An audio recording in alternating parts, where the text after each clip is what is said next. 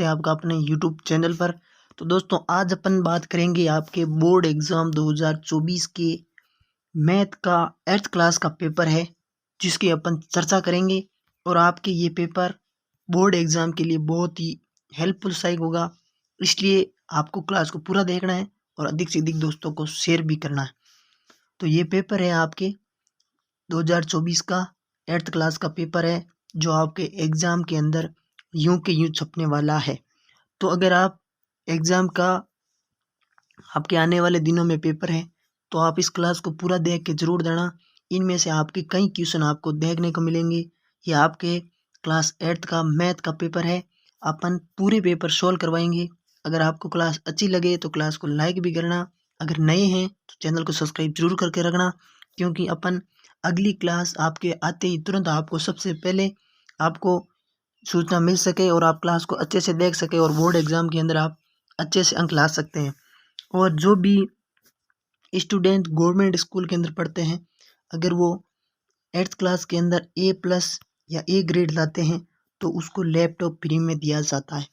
उसके लिए भी बहुत ही, अगर आपको लैपटॉप लेना है और A+ लाना है तो क्लासों को पूरा देखना, क्योंकि इसमें से आपके कई क्वेश्चन आने वाले हैं। इससे पहले आपको पछताना ना पड़े, इसके लिए आपको क्लास को पूरा देखना है और अधिक से अधिक दोस्तों को शेयर करना है। ये मॉडल पेपर है, जो आपके एग्ज़ाम के अंदर ऐसे क्वेश्चन किस प्रकार पूछे जाएंगे और ऐसे ऐसे क्वेश्चन आपके एग्ज़ाम के अंदर आएंगे। पिछली बार मॉडल पेपर से लगभग 70% क्वेश्चन आए थे। मॉडल पेपर से सीधे क्वेश्चन मेन एग्ज़ाम के अंदर आए थे। तो आपको इस पेपर को पूरा देख के जाना है। और ये आपके पूर्णांक कितने नंबर का होगा? 80 नंबर का ये पेपर रहने वाला है। और 2.5 घंटे का आपके ये पेपर रहने वाला है। 2 घंटे और 30 मिनट का ये पेपर आपके रहने वाला है। ये देख सकते हैं, बहुत ही अच्छे से क्वेश्चन है। पहला क्वेश्चन आपको इस प्रकार दिया जाएगा, वस्तुनिष्ठ प्रश्न हो गए, जो 1 से 8 तक आपके क्या होंगे, ABCD वाले अपन उसको बोल सकते हैं। और प्रत्येक क्वेश्चन 1-1 नंबर का होगा। तो आज का पहला क्वेश्चन, जैसे 2/7 का 0 से आपको क्या करना है, मल्टीप्लाई करना है, यानी गुणा करना है। तो अब आप सभी जानते होंगे, अगर हम किसी संख्या को 0 से गुणा करेंगे तो आंसर क्या आने वाला है, उसके बराबर आपको आंसर हमेशा 0 ही मिलने वाला है। ये आपको अच्छे से ध्यान रखना। चाहे बट्टा की संख्या हो, चाहे माइनस की संख्या हो, चाहे प्लस की संख्या हो, कोई भी संख्या होगी, अगर उसको अपन 0 से गुणा करेंगे तो आंसर क्या निकल के आने वाला है, उसका आंसर 0 ही होगा। तो इसके अंदर आपकी राइट आंसर क्या हो जाएगा, ऑप्शन नंबर बी इसका सही जवाब हो जाएगा। यानी इससे आपको कोष्टक के अंदर क्या भरना है, बी आंसर भरना है। ये भी आपको ध्यान रखना, कोष्टक के अंदर क्या भरना है, बी आंसर इसका भरना है। अच्छे से करना है। और अगला क्वेश्चन, बहुत ही अच्छे और लेवल के क्वेश्चन आ रहे हैं और एग्जाम के अंदर ऐसे क्वेश्चन ही पूछे जाएंगे और इससे संबंधित ही क्वेश्चन पूछे जाएंगे। आपके मैथ के अंदर क्या होता है कि अपन संख्या चेंज कर सकते हैं, बाकी जो तरीका होता है वो सेम रहता है। तो आप समझ सकते हैं कि आपके क्वेश्चन किस प्रकार आएंगे। संख्या थोड़ी बहुत चेंज हो सकती है, लेकिन अगर ये आपके क्वेश्चन नंबर 2 है तो 2 का पूछने का तरीका मेन एग्जाम के अंदर यही होगा। और कई बार क्या होता है कि संख्या भी वैसी की वैसी आ जाती है। तो आपको देख सकते हैं किस प्रकार मैथ के अंदर क्वेश्चन आते हैं। तो ये क्वेश्चन 2 नंबर है कि 3x - बराबर 14, ये आपको दिया गया है और आपका बताना है बायां पक्ष कौन सा होता है। बायां पक्ष आपको ये ध्यान रखना, ये होता है आपके बायां पक्ष, क्या होता है, बायां पक्ष। और ये होता है आपके दायां पक्ष। दायां पक्ष ये क्या होता है, दायां पक्ष होता है। इसके अंदर आपको पूछा है कि बायां पक्ष बताओ। आपको अब अच्छे से देख सकते हो, बायां पक्ष पूछा है। तो 3x - 1 बराबर 14 हो गए। इसको पहले थोड़ा अपन को सोल्व करना है। इसके अंदर आपको सीधे बताया, बायां पक्ष आपको सीधे बताना है, इसमें कोई आपको सोल्व नहीं करना है, ठीक है। इस समीकरण के अंदर सीधा दिया है। और अगर आपको सोल्व करके पूछता तो अपन कर देते। इसको आपको दायां और बायां का पूछा और कुछ भी नहीं पूछा है, नहीं आपको सोल्व करना है। अगर सोल्व करते तो इस एक को इधर लेकर आते, फिर हो जाते कितने, ये माइनस में था ये प्लस में हो जाता, और फिर 3x इधर हो जाते और यहाँ क्या हो जाता है 15/3 हो जाता। x बराबर क्या हो जाता 15/3। फिर अपन इसको गुणा कर दें तो आते 5। तो x का मान 5 होता, लेकिन अपन को ऐसा नहीं करना है। इसमें आपको इतना ही पूछा गया है कि इसको आपको बताना है कि दायां बायां पक्ष कौन सा होगा। तो ये आप देख सकते हैं, ये आपके बाह्य पक्ष है, यानी बराबर के निशान से पहले क्या होता है, बाह्य पक्ष, और ये आपके इधर होता है तो दाहिना पक्ष, यानी 14 आपके दाहिना पक्ष में आ जाएगा, और आपके 3-1x है, यह आपके किस में आ जाएगा, बाह्य पक्ष के अंदर आ जाएगा, यानी ऑप्शन नंबर सी इसका सही जवाब हो जाएगा। और अच्छे से आपको कोष्टक के अंदर क्या भर देना है, ऑप्शन नंबर सी, यानी आपका 1 नंबर पक्का। इस प्रकार आपको क्वेश्चन करने हैं, बहुत ही अच्छे क्वेश्चन आ रहे हैं। अगला क्वेश्चन, वर्ग के प्रत्येक कोण का माप क्या होता है, वर्ग का पूछा है, आपको ध्यान से रखना, वर्ग का पूछा है, 90 डिग्री, 180 डिग्री, 270 डिग्री या 360 डिग्री। इसके अंदर आप बताएं कि वर्ग के प्रत्येक कोण का माप कितना होता है। पहले अपन बना देते हैं वर्ग। वर्ग आप सभी को पता है, जिसकी क्या होती है, चारों भुजा समान होती है, ये आपके वर्ग देख सकते हैं। इसके अंदर ये भी समान है, ये भी समान, ये भी समान, ये भी समान, ये भी समान होती है। इसके अंदर आपको पूछा है कि वर्ग के प्रत्येक कोण, अब आपको ध्यान रखना कोण का पूछा है, कोण आप सभी को पता है, ये कोण है, क्या है, कोण है, तो ये कोण कितने का होगा, ये 90 डिग्री का होगा, क्योंकि ये 180 पे है, तो यही 180 पे है, 180 में से रुको, ये 180 है और ये 90 है, तो 180 में से क्या निकालो, वापस 90 निकालो, वापस 90 निकालो, तब फिर कितना आ जाएगी, 90 आ जाएगा। तो एक इसमें आपको देखने को मिल रहा है कि प्रत्येक कोण, एक कोण कितने का हो जाएगा, प्रत्येक कोण ये जो आपके 90 डिग्री का हो जाएगा, ये भी 90 का, ये भी 90 का, और ये भी 90 का, और ये भी 90 का, चारों कोण कितने हो गए, 4 × 90 कितने हो गए, 360 डिग्री। तो चारों कोण का पूछे तो 360 डिग्री कर देना, और एक कोण का पूछे तो कितने कर देना, 90 डिग्री, यानी ऑप्शन नंबर ए इसको कॉलम के अंदर आपको फिल कर देना है, ऑप्शन ए इसका सही जवाब हो जाएगा, और 1 नंबर आपका इसके अंदर पक्का हो गया। इस प्रकार आपको क्वेश्चन करने हैं, और अगर आपको आयत का कुछ का भी पूछ सकते हैं, तो इसके अंदर आपको ध्यान रखना, आप सभी को अच्छे से करके जाना है। अगला क्वेश्चन है, 9 की पूर्ण वर्ग संख्या क्या है। उससे पहले मेरा निवेदन है, जो भी स्टूडेंट अभी क्लास देख रहे हैं, पहले क्लास को लाइक कर दें, और चैनल को अगर नए हैं तो सब्सक्राइब जरूर करके जाना, क्योंकि अपन आपके जितने भी मॉडल पेपर हैं वो अच्छे से एक्सप्लेन करके बतवाएंगे, और आपको बोर्ड एग्ज़ाम के अंदर काफ़ी हेल्प मिलने वाली है। और मैं ये दावा करता हूँ, अगर आप क्लास पूरी देखते हो और जितने भी हम मॉडल पेपर करवा रहे हैं उनमें आपकी अगर पूरी क्लास से देखते हो और अच्छे से देखते हो, तो आपके A+ या A ग्रेड लाने से कोई नहीं रोक सकता। अगर आप गवर्नमेंट स्कूल के अंदर पढ़ते हो तो लैपटॉप तक लाने से आपको कोई नहीं रोक सकता है। तो अगर आपको भी चाहिए लैपटॉप, तो क्लास को पूरा देखना, और अधिक से अधिक दोस्तों को शेयर भी करना, ताकि वो भी अपनी तैयारी को परख सकें और अपने बोर्ड एग्जाम के अंदर अच्छे अंक ला सकें। तो अगला क्वेश्चन है 4 नंबर क्वेश्चन, 9 का पूर्ण वर्ग संख्या क्या है, 90, 70, 99 या 81। इसके अंदर को 9 का पूर्ण वर्ग पूछा है। पहले तो मेरी सजेस्ट एक ही है कि आपको 1 से लेकर 20 तक पूरे वर्ग याद करके जरूर जाना है। एग्ज़ाम देने से पहले आपको अभी याद है तो बहुत ही अच्छी बात है, अगर याद नहीं है तो आप सबसे पहले जितने भी आपको वर्ग संख्या है वो आपको 1 से लेकर 20 तक याद करके जानी है। और इसमें बहुत ही सिंपल क्वेश्चन पूछा है कि 9 की पूर्ण वर्ग संख्या क्या है।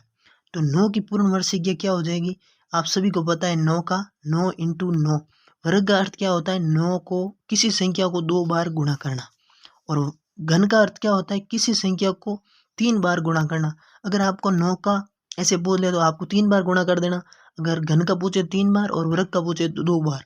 यानी इसके अंदर आपको सही ध्यान रखना है कि 9 का पूर्ण वर्ग क्या हो जाएगा, 81 हो जाएगा। ऑप्शन नंबर डी इसका सही जवाब हो जाएगा, और कॉलम के अंदर डी भर दिया है। ऑप्शन नंबर 1 इसका राइट आंसर, जिसमें आपको 1 अंक मिल जाएगा। अगला क्वेश्चन, ऐसा कैसा क्वेश्चन आ गया, संख्या 5 का घन संख्या क्या होगी, 5, 25, 125, 625। इसके अंदर आपको बताना है कि संख्या 5 का घन संख्या क्या होगी। तो इसके अंदर आप देखो 5 घन का पूछा है तो 3 बार गुणा करो, 5 × 5 × 5, 5 का कितना हो गया 25, फिर 25 को किससे करो 5 से, ये कर दो इसके 25 से, तो कितने हो जाएंगे 125, गुणा करके देख सकते हैं आपका 125 हो जाएगा। और ऑप्शन नंबर सी इसका सही जवाब हो जाएगा, क्या हो जाएगा, सी इसका राइट आंसर हो जाएगा, और 1 नंबर आपके कंप्लीट हो गया। अगला क्वेश्चन बहुत ही अच्छा क्वेश्चन, मूलधन वाला, अंकित मूल्य माइनस विक्रय मूल्य बराबर क्या कहलाता है। बट्टा, मूलधन, बिक्री कर या ब्याज। ये आपको ध्यान रखना, ब्याज का अपन इसको नहीं करते हैं और बट्टा को भी नहीं करते हैं। ये दो तो कट गए, अपन सभी को बताया दो तो नहीं होगा। अब बचा आपके मूलधन और बिक्री कर। इसके अंदर आप कंफ्यूजन है। मूलधन का अर्थ क्या होता है? बट्टा के अंदर 100 होना चाहिए। क्या होना चाहिए? बट्टा के अंदर 100 होगा तभी मूलधन होगा। इसमें बट्टा के अंदर 100 नहीं दिया है तो ये तो हो ही नहीं सकता। अब आप बिक्री कर का आपको सूत्र ही पता है तो आपको ये ऑप्शन काटने की जरूरत ही नहीं है। बिक्री कर का सूत्र पता है तो आप सीधे इसको टिक कर सकते हैं, बिक्री कर, यानी ऑप्शन नंबर सी इसका राइट आंसर हो जाएगा। आपके 1 नंबर पक्का हो गया। अगला क्वेश्चन कि बीजीय व्यंजक, एक पदीय बीजीय व्यंजक को पूछा है। आपको एक पदीय, द्विपदीय और त्रिपदीय इस सभी को देख के जाना है। और इसमें पूछा है एक पदीय बीजीय व्यंजक 4x plus 3y, 3x plus 2y, 3x plus 2y plus 5z। इसके अंदर आपको एक बीजीय व्यंजक पूछा गया है, एक पदीय बीजीय व्यंजक पूछा गया है। इसमें आपको ध्यान रखना एक बीजीय पद कौन सा हो जाएगा? ऑप्शन नंबर ए इसका राइट आंसर हो जाएगा, यानी 4x जो आपके एक बीजीय पद व्यंजक है। और ये क्या हो जाएगा? द्विपदीय, और ये भी द्विपदीय, और ये आपके त्रिपदीय हो जाएगा। ये भी आपको ध्यान रखना है। अगला क्वेश्चन 8 नंबर क्वेश्चन है कि आपको ये दिया गया है इस संख्या का मानक रूप बताना, यानी आपको इसके अंदर आप मानक रूप का अर्थ होता है आपको दशमलव के अंदर इसको चेंज करना है या परिवर्तन करना है। किस प्रकार आप परिवर्तन करोगे? तो अगर आपके 0 पहले है तो आपको एक संख्या बाद आपको पॉइंट लगाना ही पड़ेगा। एक संख्या में आपको पॉइंट उसके बाद लेना पड़ेगा। तो ये आपका 3.5 तो हो गई, फिक्स हो गया। और इसको 10 से गुणा करना जरूरी है। अगर इससे पहले है संख्या, अगर आपको पूर्ण संख्या से पहले अगर 0 है तो आपको क्या करना है? माइनस के अंदर घात लेनी है। अगर बाद में है तो प्लस के अंदर आपको भाग लेनी है। तो आप देख अब गिनो कि 1 2 3 4 5 6, यानी 6 संख्या है और 6 में से आपको इसको काउंट नहीं करना है। तो कितने हो जाएगी? 5 हो जाएगा, यानी 10 की घात -5 हो गया। यह आपके ऑप्शन नंबर सी इसका सही जवाब हो जाएगा। इस प्रकार आपके ये क्वेश्चन थे। अगला क्वेश्चन कि -19/29 इंटू 29/-19 बराबर 1 में गुणन के अंतर्गत उपयोग किए गए गुणधर्म का नाम लिखिए। इसके अंदर आपको गुणधर्म पूछा है, कौन सा गुणधर्म का इसका उपयोग किया गया है उसके बारे में पूछा है। तो ये क्वेश्चन आपके 2 नंबर के क्वेश्चन है 9 से लेके 12 तक। तो इसके अंदर थोड़ा एक्सप्लेन करना भारी पड़ता है क्योंकि वीडियो थोड़ा लंबा हो जाएगा। अगर आपको इसका पूरा सॉल्यूशन चाहिए सभी सब्जेक्ट का तो कमेंट करके एक प्यारा सा जरूर बताएं कि सर हमारे इसका पूरा सॉल्यूशन चाहिए।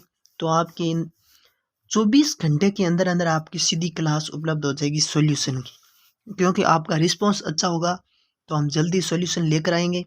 अगर आप नहीं है तो चैनल को सब्सक्राइब जरूर करके रखना। फिर भी अपन मोटा मोटा कोशिश करते हैं कि आपको सीधा ही बताएंगे।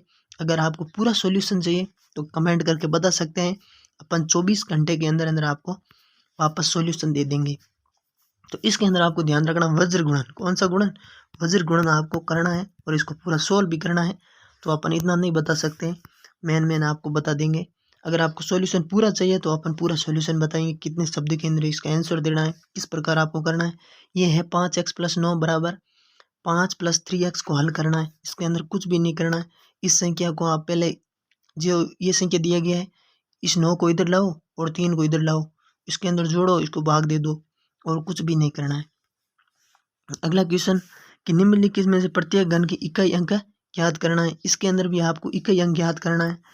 अगला क्वेश्चन है भारती के पास 15 पेन और मीनाक्षी के पास 45 पेन है तो दोनों पेनों का अनुपात क्या होगा? ये आपको देख लो, सीधा सिंपल ही है। भारती के पास 15 है और मीनाक्षी के पास कितने हैं? 45। ये अनुपात का निशान लगा दो। अब 15 या 45 1:3 है। कितने हैं? 1:3।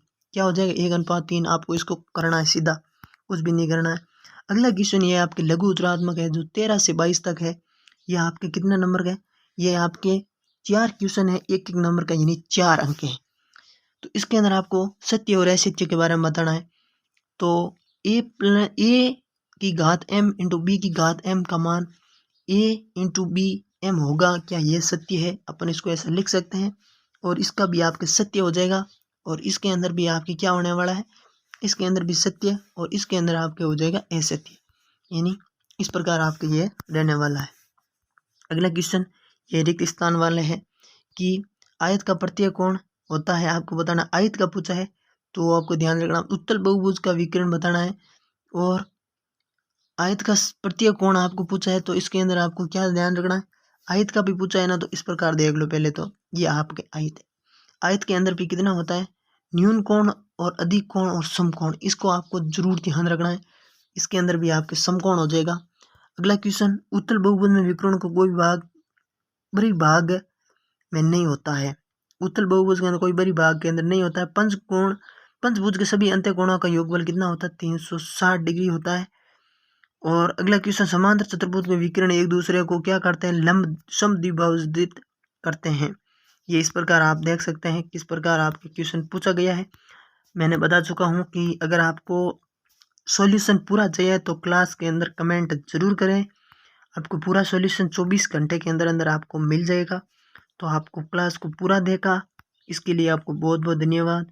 ये आपके 22 नंबर के क्वेश्चन है जो आप देख सकते हैं। ये 23 नंबर, इसको आप अथवा में भी आप इसको कर सकते हैं। तो ये आपके इस प्रकार आपका मॉडल पेपर रहने वाला है।